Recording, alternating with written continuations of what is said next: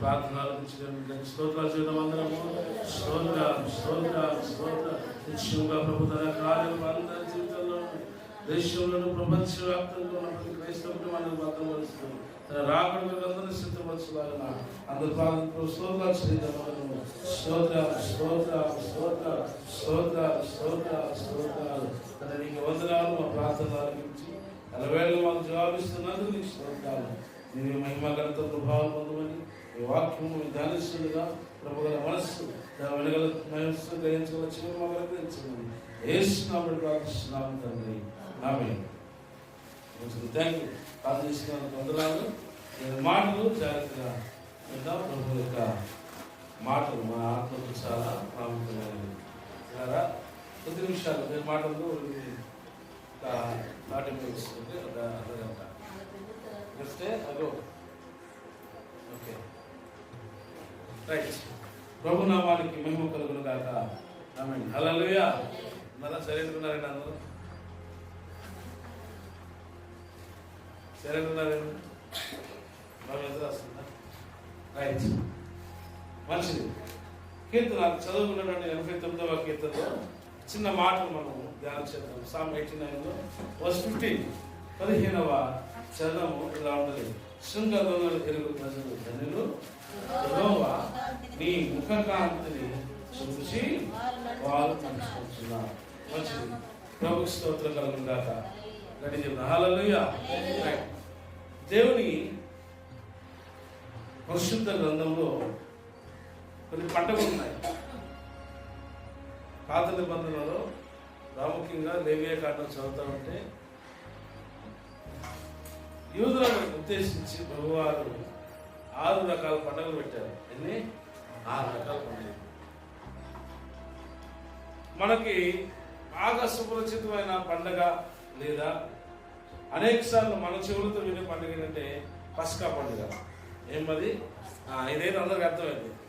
పస్కా అంటే చక్కగా తింటమే కదా, వదిలించడం తింటాం. ఇది అందరికీ తెలిసిన పండుగ. తెలియనటువంటి పండుగలు చాలా ఉన్నాయి. సో వాటిలో ఒక పండుగ శృంగధ్వనుల పండుగ.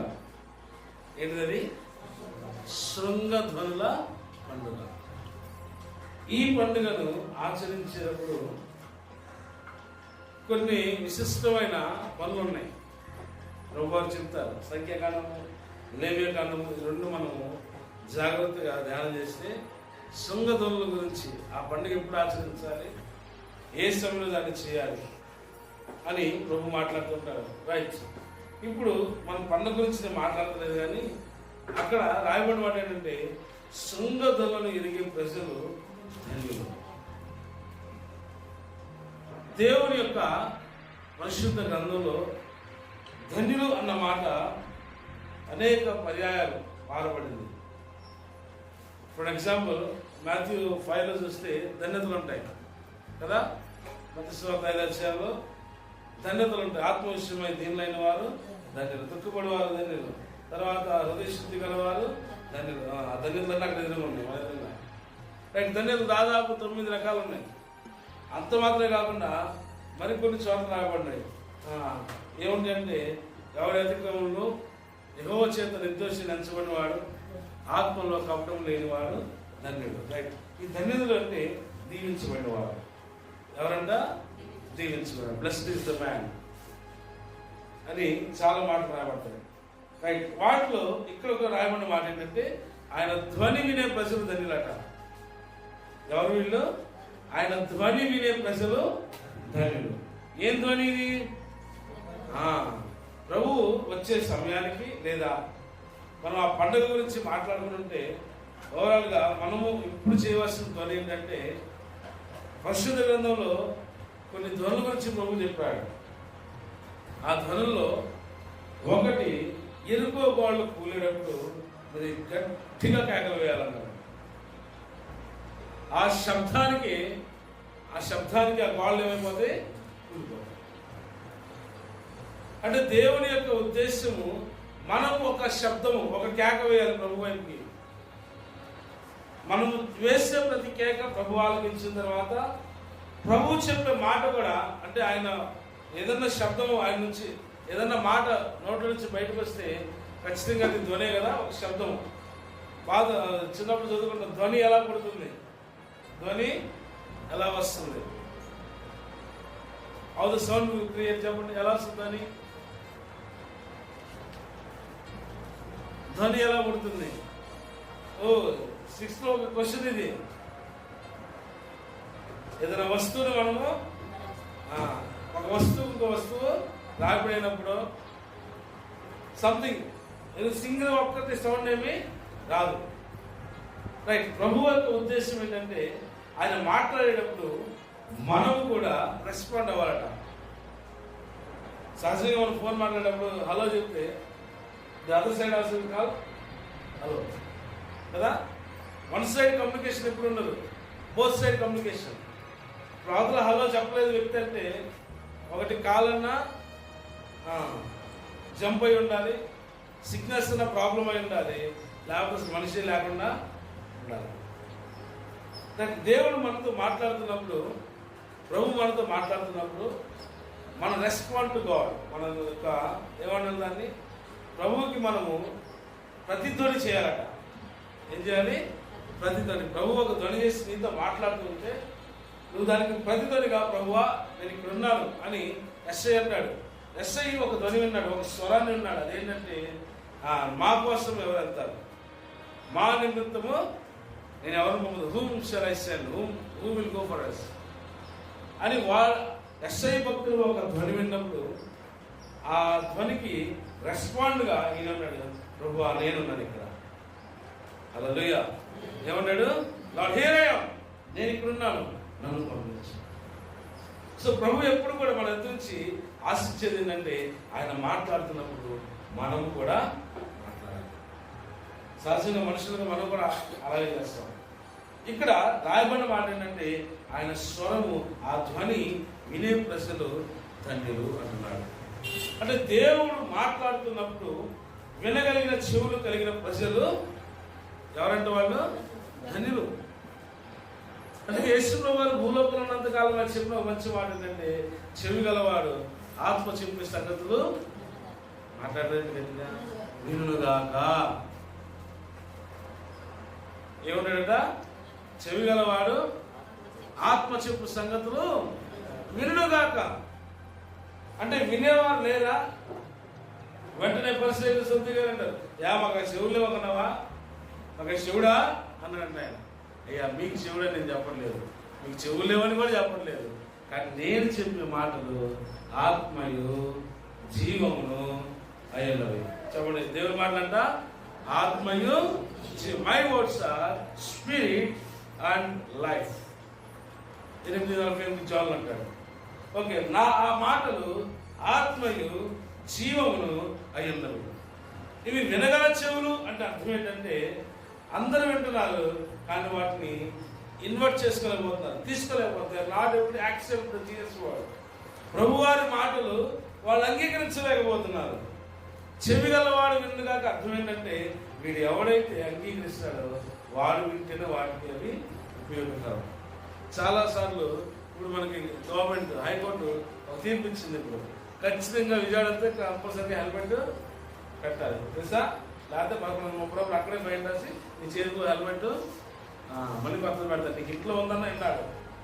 ప్రజెంట్ అది బాగా వసూలు అవుతున్న సంపద సృష్టి అదే కదన్నా. వెళ్తే ఖచ్చితంగా దొరికే ఓకే, దొరకపోతే ఓకే జంప్. దొరికేవో ఖచ్చితంగా 1130 వాడికి సంతర్పణ రాయించాలి. రైట్. ఇప్పుడు మేము అన్నది దొరకకుండా వచ్చాం ప్రభుత్వం. దొరికితే మాత్రం ఖచ్చితంగా 1000 రూపాయలు ఖచ్చితంగా వాయిస్తారు. రైట్. వాళ్ళు ఇచ్చిన ప్రికాషన్ ఏంటంటే హెల్మెట్ లేకుండా సిటీలోకి పర్మిషన్ లేదు. చెప్పినప్పుడు వినే ఆలోచన మనకు ఉండాలా? వినగల చెవి మనకు ఉండాలి. అంటే వినగల చెవి అంటే చెప్పిన మాట విని దానికి లోబడి హెల్మెట్ తీసుకుంటే ఎంతైనా మంచిది. మాకు ఎక్కడ గుర్తొచ్చిందని పెరుగుడు దాన్ని గుర్తొచ్చింది, హెల్మెట్ లేదా. సరే ప్రార్థన చేసుకుంటే అట్టగట్టు వెళ్ళొచ్చు. అట్లా చెప్పి మేము 10 సార్లు ప్రార్థన చేయకూడదు. గుర్తున్నప్పుడు ఖచ్చితంగా హెల్మెట్ తీసుకెళ్ళాలి. నేనైతే మా గవర్నమెంటే మా ప్రభుత్వాన్ని పసుపు పట్టు వేసుకెళ్ళినా ఏమో వేసిన చేస్తారు. లోపల సంపద సృష్టించాలి అది మన జేబులో సృష్టిస్తారు, ఎక్కడి నుంచి సృష్టించడం. రైట్ రైట్ వాళ్ళు చెప్పిన మాట తప్పకుండా మనము వినాలి. వినబోతే నష్టం ఎవరికి? సో ఒక మాట ఉంది, ignorance is not an excuse. నాకు తెలియదు అంటాము, అది అంటే నేను క్షమించడానికి అవకాశం లేదు. ఇది నాకు తెలియదండి అంటే this no chance. Ignorance is not an excuse. నాకు తెలియదు అంటాం నీ వల్ల కాదు అక్కడిక. ఎందుకంటే ఆల్రెడీ గవర్నమెంట్ రూల్ పాస్ చేసింది. నువ్వు 2 వీలర్ తోలుతున్నావు అంటే ఖచ్చితంగా నీకు ఏముండాలి? ప్రైమరీగా if you want drive 2 wheeler, 1 licence, helmet, pollution, insurance, compulsory 4 ఉండాలి. This fours key. ఇంకా నీకు దానికి సైలెన్స్ లేకుండా పట్టించుకోరాడు. కానీ నీ దగ్గర ఏముండాలి? లైసెన్స్ కంపల్సరీ ఉండాలి. నువ్వు బండ్లు తోలరా అంటే అసలు లేవనా? మనకి అట్లా లేవు. ఈ 4 కంపల్సరీ. ఈ ఇంటి మనకి ఇబ్బంది ఉండదు. ఎక్కడ వాడు ఆల్రెడీ చెప్తాడు ఈ ఇంటే నువ్వు తోలడానికి ఎలిజిబుల్.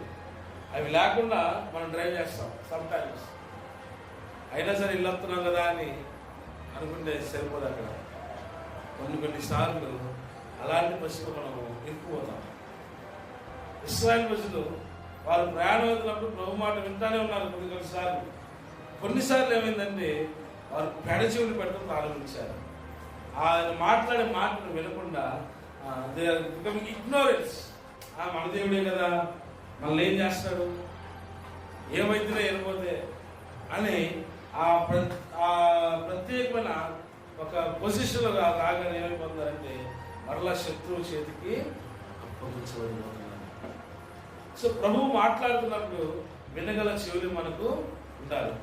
ఈరోజు ఎంతమందితో ప్రభు మాట్లాడుతుందంటే ప్రతి ఒక్కరితో ప్రభు మాట్లాడుతున్నారు. ఒక భక్తులు అంటాడు, ప్రార్థనేమో ప్రభుతో మాట్లాడతాము, వాక్యమేమో దేవుడు నీతో మాట్లాడుతున్నాడు. అనేది ప్రార్థన అంటే నేను దేవునితో మాట్లాడటం. వాక్యం చదివేటప్పుడు దేవుడు నీతో మాట్లాడుతున్నాడు. మరి దీన్ని ప్రభు మాట్లాడుతున్నాడు ఎలా చెప్తాం మనం కదా? దేవుడు మనతో మాట్లాడతాడు కంపల్సరీగా. When we pray, we talk with God. When we read the Bible, God speaks to us. That is the key for the Christian life. క్రైస్తవ జీవితం అంతటి కూడా ముఖ్యమైన అది బేస్మెంట్. నువ్వు వాక్యం చదువుతుంటే ప్రభు నీతో మాట్లాడతాడు. అందుకే ఈ నా మాటలు విని వాటి చొప్పున చేయు ప్రతివాడు. ఆయన మాటలు వినాలి, విన్న వాటి చొప్పున చేసుకుంటే వెళ్ళాలి. వాళ్ళే వినగల చెవులు కలిగినటువంటి ప్రజలు, వారు ధన్యులు అని లేఖనం సెలవిస్తుంది. రైట్. ఈ యొక్క మధ్యాహ్న రాష్ట్రంలో మన ప్రశ్న, ప్రభు మాట వినగలే కృప మనకుందా? ప్రభు స్పష్టంగా మనతో మాట్లాడుతున్నప్పుడు when God speaks to us very clearly, are we able to hear the voice of God? దేవుని మాటను మనము వినగలుగుతున్నామా? సహజం మనకి ఈ లోకంలో ప్రయాణం చేయడం సహజం, రెగ్యులర్గా ప్రయాణం చేయడం సహజం.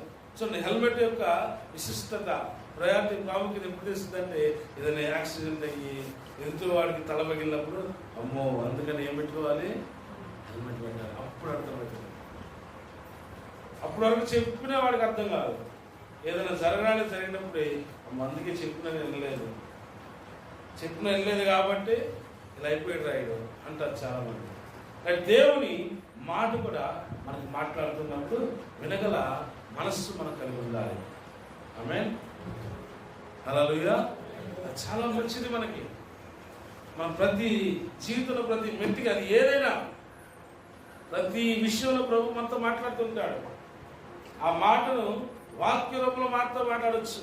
ఒక సేవకుడు ముఖాంతరంతో మాట్లాడవచ్చు. ప్రభు పెడిచివని పెడితే దానికి కనుక నువ్వు అశ్రద్ధ నిర్లక్ష్యం చేస్తే దాని ప్రభావం మన కుటుంబం మీద, మన జీవితాల మీద ఎంతైనా కనపడుతుంది. సో తర్వాత నాతో మాట్లాడలేదు, నాకు తెలియదు అనడానికి అవకాశము లేదు. ప్రభు అంటాడు, ఇదిగో ఇంతమంది ప్రవక్తలు కొత్త నిబంధనల కాలంలో, కొత్త నిబంధన పరిశుద్ధ గ్రంథంలో ఏమంటాడు తెలుసా? ఆ దినాల్లో అంతమంది ప్రవక్తలు ఉన్నారు, మీకు సువార్త చెప్పారు, ఇంకా నువ్వు ప్రభు తెలియదు అంటే అవకాశము లేదు. You can't escape with any reason. నా వల్ల నాకు తెలియదు అంటానికి అవకాశము లేదు. రైట్, ఇంకొక మాట మనం ముందుకెళ్దాం. అందుకని ప్రభు ధ్వనిని మనం వినేటువంటి ప్రజలుగా మనము ఉండాలి. ప్రభు మనతో మాట్లాడుతుంటాడండి ప్రతి సమయంలో, ప్రతి సిచ్యువేషన్లో.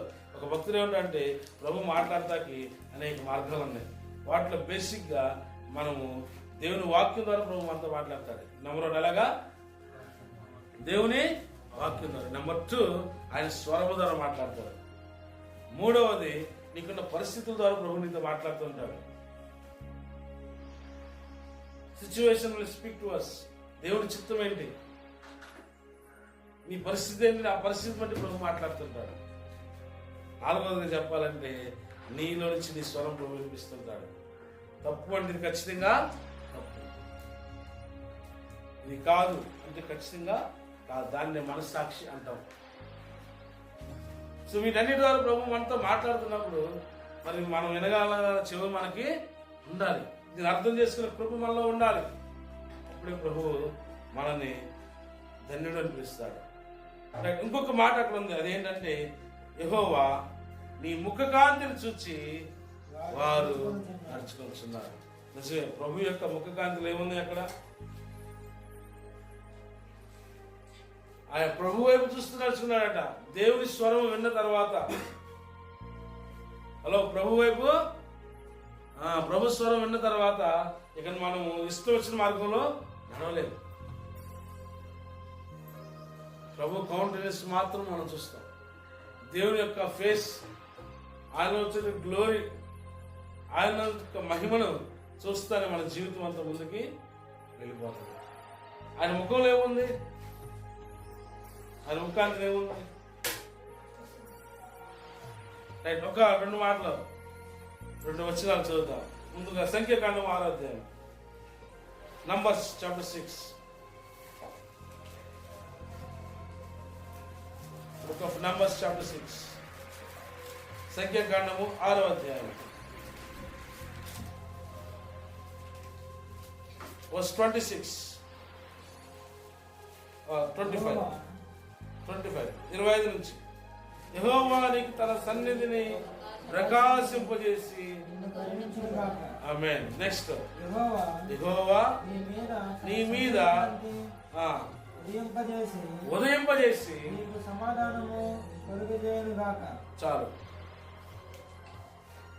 దేవుని యొక్క ప్రసన్నత, ఆయన ముఖకాంతి మన మీద పడినప్పుడు దైవికమైన సమాధానం మనకు కలుగుతుంది. హల్లెలూయా. ఏం కలుగుతుంది? It's a godly peace when the shine of the Lord comes upon our life. ఆ కౌంటెనెన్స్ చూడంగానే మనకి ఆయన సమాధానం మనం పొందుకుంటాం. we receive peace of God. ఇశ్రాయేలు ప్రజల ప్రయాణానికి, లేదా యాక్చువల్ వాగ్దానం అంతా దావీదు గారితో దేవుడు చేసింది. 89వ కీర్తన అంతా కూడా covenant between God and David. దావీదుకి దేవునికి మధ్యలో ఒక నిబంధన. 89వ కీర్తన. ఆ 89వ కీర్తనలో జరిగినటువంటి అద్భుతం ఏంటంటే, ఆ దావీదు భక్తుడు రాస్తున్నాడు, అయ్యా నీ ధ్వని నేను వింటున్నాను, at the same time I look unto your face and I move my moments. నేను నీ ముఖకాంతి చూస్తానే నా జీవితాన్ని ముందుకు కొనసాగిస్తున్నాను. ఆయన ముఖకాంతి మనకు దైవికమైన సమాధానాన్ని ఇస్తుంది. Godly peace. ఈరోజు మనుషులు దేనికోసం ఎదుగుతున్నాడు రా బాబు అంటే సమాధానం కొరకు. ప్రశ్నకు సమాధానం కావాలి, ఆత్మకు సమాధానము కావాలి. ప్రశ్న లేని మనిషి ఎవరు? మొన్న ఒక ప్రార్థనకి వెళ్తే ఒక అయ్యగారు అడిగాడు, సమస్య లేని మనిషి చేయత్తమన్నాడు. Those who have no problems raise your hand. సిద్ధమైంది? No problem. ఆయనే ఆన్సర్. ఒక్కరు చేయత్తలా. ఒక బుడ్డాడు చిన్న పిల్లవాడు చేయత్తలా అంటే చెప్తాడు. నిజమే, చిన్న పిల్లలాగా వాడి వయసు ఉంటే అసలు ఏ సమస్య ఉండదు.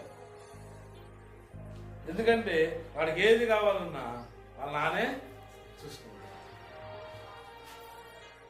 ఈరోజు విశ్వాసి సమస్య లేదా కష్టము అనేది లేకుండా బతకాలంటే మొట్టమొదటిగా ప్రభువు మాట వినాలి, రెండోది ప్రభు వైపు మాత్రమే చూడాలి. Amen. So if you want live a peace of mind life, first you hear the words of God, then you only look at the God. అది ఆ 2 మాటల యొక్క ఉద్దేశం. వాళ్ళు ధ్వని విన్నారు, రెండోది ప్రభు వైపు మాత్రమే చూశారు. దావీదు రాసిన అందుకే వారు ధన్యులయ్యా, వారు ధన్యులు, వారు దీవించబడ్డారు, వారికి ఆశీర్వాదము. ప్రభువు ముఖ కాంతి మనకు సమాధానాన్ని, సంతోషాన్ని ఇస్తుంది. అంత గొప్ప సమాధానము దావీదు తన జీవితంలో ఎలా పొందుతున్నాడంటే, ఒక మంచి మాట అంటాడు, యెషయా భక్తుడు అంటాడు కదా, అయ్యా నీ ముఖకాంతి మా మీదకి వచ్చినప్పుడు మాలో ఉన్న రహస్య పాపాలన్నీ కూడా కనబడతాయి. ఆ మాట చూద్దామా? ఆ మాట చూద్దాం ఒకసారి.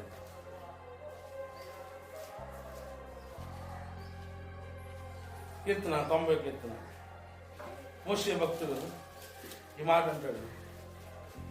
మోషే భక్తుడు ఈ మాట రాస్తాడు. సామ్ నెంబర్ 90 verse 8, 8వ చరణం. మా దోషములు నీవు నీ ఎదుట ఉంచుకొని ఉన్నావు. నీ ముఖ కాంతిలో చూడండి ఎంత గొప్ప భాగ్యము. మనకు ఇంకా ఏమీ లేవు కదా, మనంతా పర్ఫెక్ట్ కదా అనుకున్నప్పుడు ఆ ప్రసన్నత ఎప్పుడైతే మన మీద పడుతుందో ఆ రహస్యంలో ఉన్నటువంటి క్రియలన్నీ కూడా బహిరంగంగా చేస్తాం. అప్పుడు సమాధానం వస్తుంది. ఎప్పుడో ఒక విశ్వాసి సమాధానంగా సంతోషంగా జీవించగలంటే ప్రభు ఇచ్చినటువంటి ఒక మంచి అవకాశము. అది ఏంటంటే ఆయన ముఖకాంతి మన మీద పడినప్పుడు మన రహస్య పాపములన్నీ కూడా బయటికి చేస్తాం. మనము మన కంటికి పర్ఫెక్ట్గా కనిపిస్తాం. మీకు అర్థం అవ్వాలంటే అలా ఆ వచనం పట్టుకుంటూ యెషయా గ్రంథము 6వ అధ్యాయంలోకి వద్దాం. Let's come to Isaiah chapter 6. యెషయా గ్రంథము 6వ అధ్యాయంలో అంటే ఆ ప్రసన్నత యొక్క ప్రభావం ఎంత గొప్పదో మీకు అర్థం చేపిస్తుంది. యెషయా గ్రంథము 6వ అధ్యాయంలో చక్కటి మాట ఒకటి ఉంటుంది. 5వ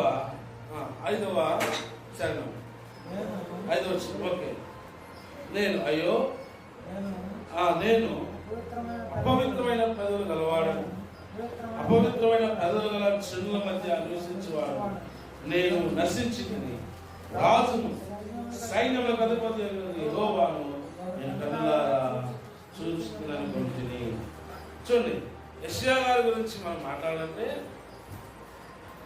అప్పటి వరకు తను అనుకున్నాడు నేను ప్రవక్తని.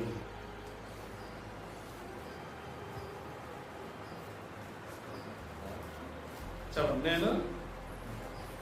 నేను ఒక ప్రవక్తని, ప్రాఫెట్, ఐఎమ్ గాడ్స్ సర్వెంట్. వీళ్ళందరూ పాపులే, నేను మాత్రమే ఐఎమ్ అలోన్ గుడ్, నేను ఒక్కడే మంచోని. వీళ్ళందరూ కూడా పాపం. మన చిన్న కూడా మంచి మెసేజ్ చెప్పాడు. ఏంటది? లోక ఫలితం పరిచయగా సౌకర్యం ప్రార్థన.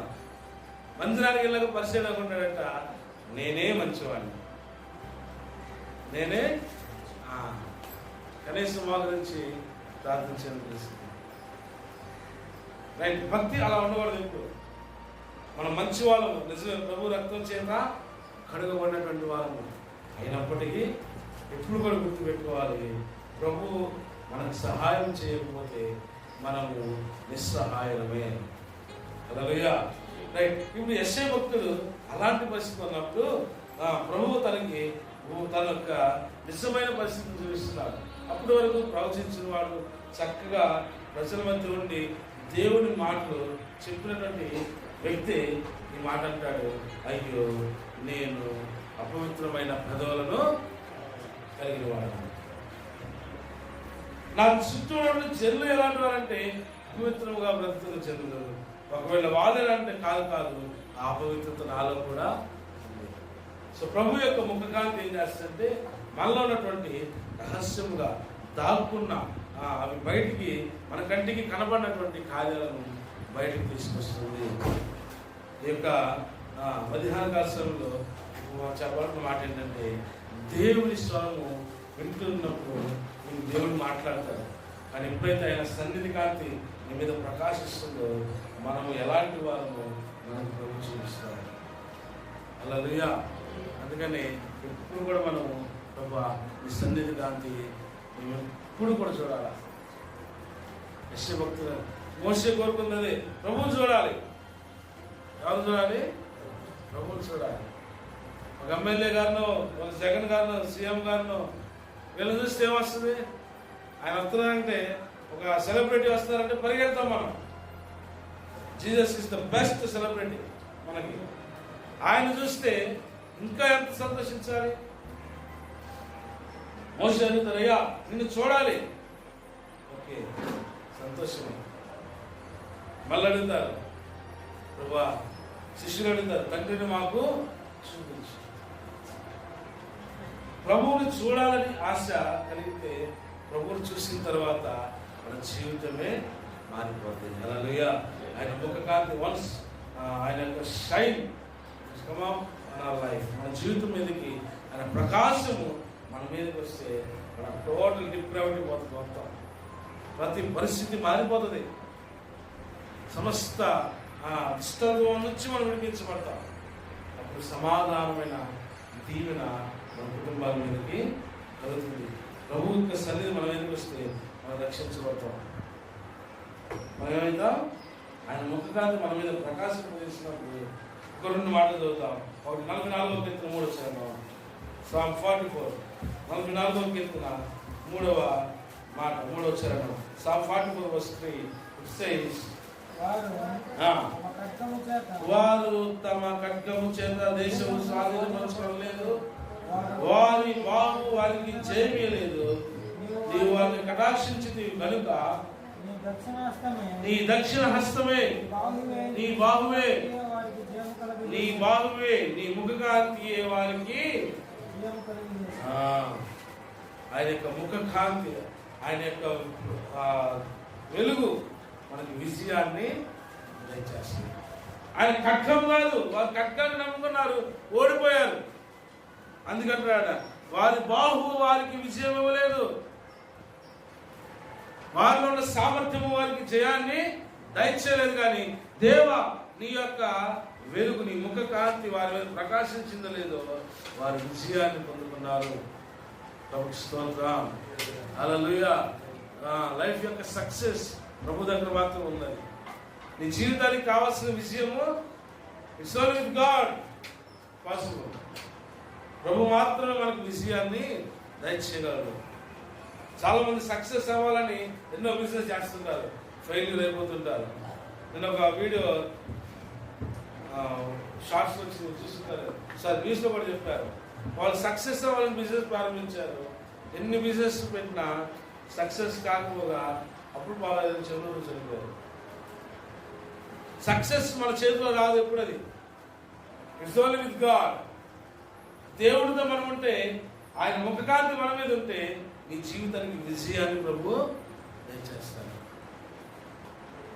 మనం ఇంత కష్టపడుతున్నాం. చూడండి, దావీదు తన యొక్క రాజ్యం అంత గట్టిగా పరిపాలించడానికి కారణం ఏంటంటే ఒకటే, ఆయన ప్రభు ముఖకాంతిని మాత్రమే చూస్తున్నాడండి. హల్లెలూయా. ఎవరు చూస్తున్నాడా? Only he look at God and he succeeded all. 40 సంవత్సరాలు ఆయన రాజ్యం పరిపాలించినప్పుడు తన విజయం పొందుకోవడానికి కారణం ఏంటంటే తన ముఖము ప్రభు వైపు నుంచి తిప్పుగల. మనుషులను ఆశ్రయించడం కంటే యెహోవాను ఆశ్రయించుట better to trust in the Lord than human beings and kings. రాజులను, అధికారులను నమ్ముకునే కంటే ప్రభువును నమ్ముకుంట శ్రేష్టం. అందుకే మనము ఎవరు చూడాలి తెలుసా? సైన్యంలో అధిపతి అయిన దేవుడిని మాత్రం మనం చూడాలి. Is the only one who can give us success. విజయాన్ని ఆయన మాత్రమే మనకి ఇస్తారు. ఆయనే సమాధానం ఇచ్చేవారు. మన ప్రతి పాపము క్షమించగలిగిన అధికారం కలిగింది యేసు వారు మాత్రమే. ఆయన వైపు చూస్తే ప్రతిదీ మనకు మేలుకరంగా జరుగుతాయి. సో మనం ముఖకాంతి కొరకు ఆశపడదాం. ఆయన ముఖకాంతి వస్తే అది మనకి క్షేమం అంటే ఖచ్చితంగా క్షేమమే. చివరి ఒక మాట చదువుతాం. ఆయన ముఖకాంతిలో మనకు గొప్ప రక్షణ ఉంది. ఏముంది? ఏముంది అక్కడ? గొప్ప రక్షణ ఉంది, విజయం ఉంది, సమాధానం ఉంది, 31వ కీర్తన 16వ మాట, Psalm 31:16.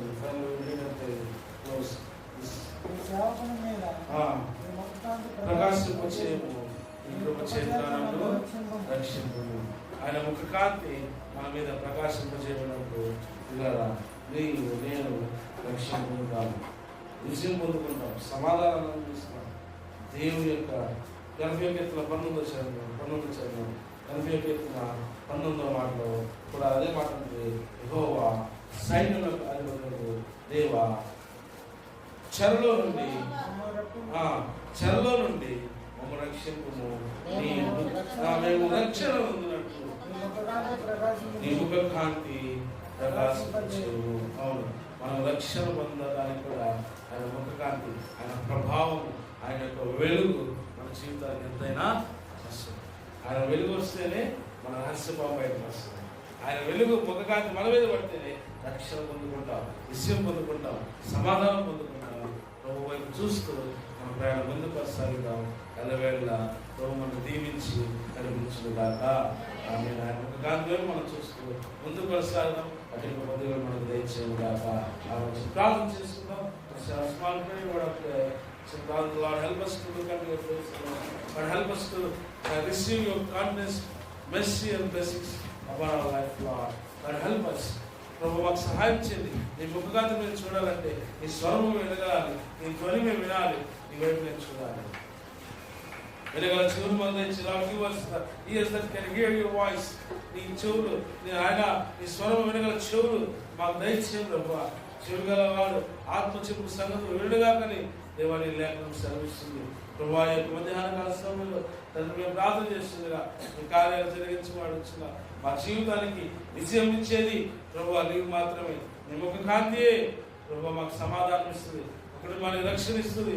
అంత మాత్రమే కాదు, మా రహస్య పాపలన్నింటినీ కూడా బయలుదేరించి మా పరిశుద్ధులుగా పవిత్రులుగా మార్చగలుగుతుంది. తండ్రి యొక్క మధ్యాహ్న కాల సమయంలో సర్వోన్నతులైన దేవ గొప్ప దేవ మమ్మల్ని తగ్గించుకుని మీ నామాన్ని ఇచ్చేస్తున్నాం ప్రభు. నామపేట ప్రభు ఆయన మేము ఆయన అనేక మాటలు విన్నాం. నీ నామం ఎంత గొప్పది, ఘనమైనది, శ్రేష్టమైనది, బలమైనది ప్రభు.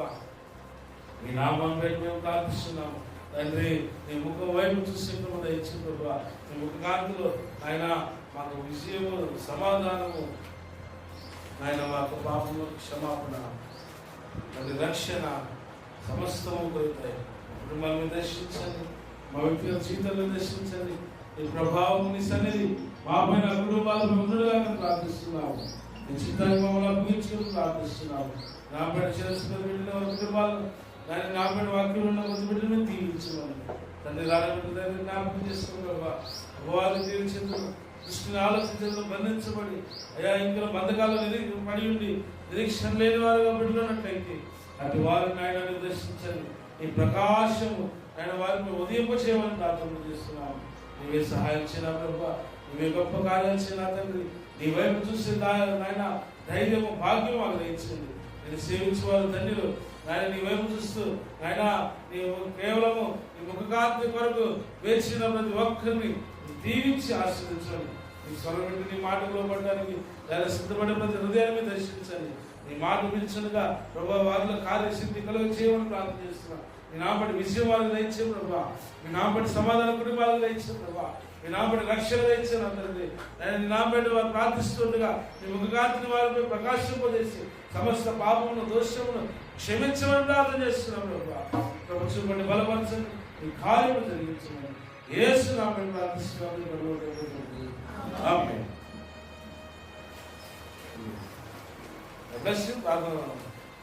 వందనాలు. పాట పట్టుకుంటూ ఉన్నాము. నాకు